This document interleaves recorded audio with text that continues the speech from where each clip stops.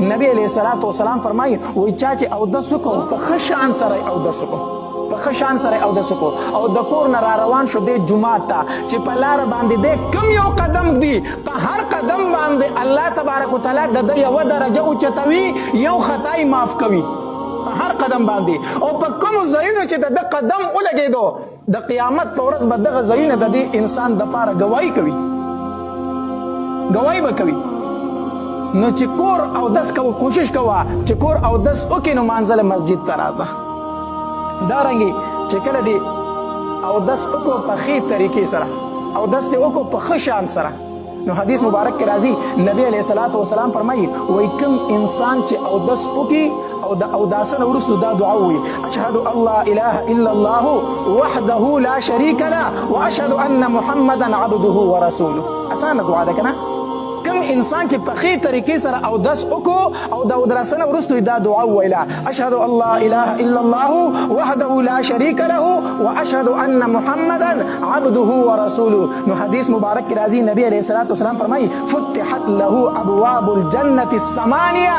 الله تبارک وتعالی د ده دپاره د اتو واړو جنتونو دروازې کولاو شي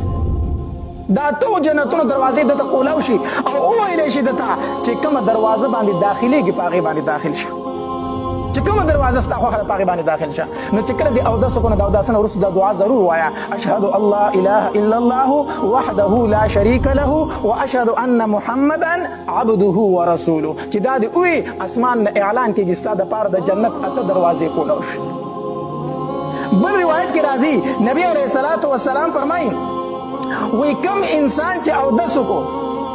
او د اوداسه نه وروسته دا دعا وویله سبحانک اللهم وبحمدك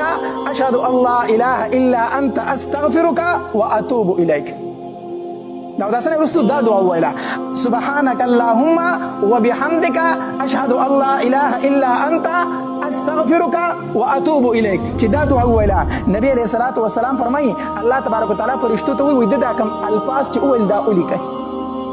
دا کوم الفاظ چې دا وویلو دا ولیکئ او دا زما د عرش ته لاندې محفوظ وساتئ زما د عرش ته لاندې دا الفاظ کېږدوئ چې کله ورځ د قیامت شي د دې بدلې به ورله بیا زه ورکوم چې زما د شان سره څومره ښایي هغه بیا زما مرضي ده زما خوښه ده چې دته د دې زه څومره بدله ورکوم خو دا الفاظ چې دا وایي دا ورله د عرش ته لاندې محفوظ کېږدی نو به هر حال اودس دا په ښې طریقې سره په کار دی مونږ اودسونه کوو خو دلته لګیا یو اودس کوو دلته دوه تنه د یو بل سره خبرې کوو نو دلته کې اوبه هم ضایع کېږي اوبه هسې بهیږي او دلته کې د اوداسه چې کوم ثوابونه دي د هغې نه هم محرومه شو یو خو اودس زمونږ په سمې طریقې سره نه دی بیا هغه مسنون دعاګانې ویل د اوداسه نه وروستو بیا اذان ته ځان را رسول اس مبارک کې راځي نبی علیه الصلاۃ والسلام فرمایي وایي کوم انسان چې اذان وکړو او د ده د اواز تر کم ځای پورې ورسېدو که وچ بوټی دی او که شین بوټی دی ګټه ده او که لوټه ده چې د ده د اواز ورته ورسېد تر ورځې د قیامت باندې به دا څیزونه د دې انسان دپاره ګواهي کوي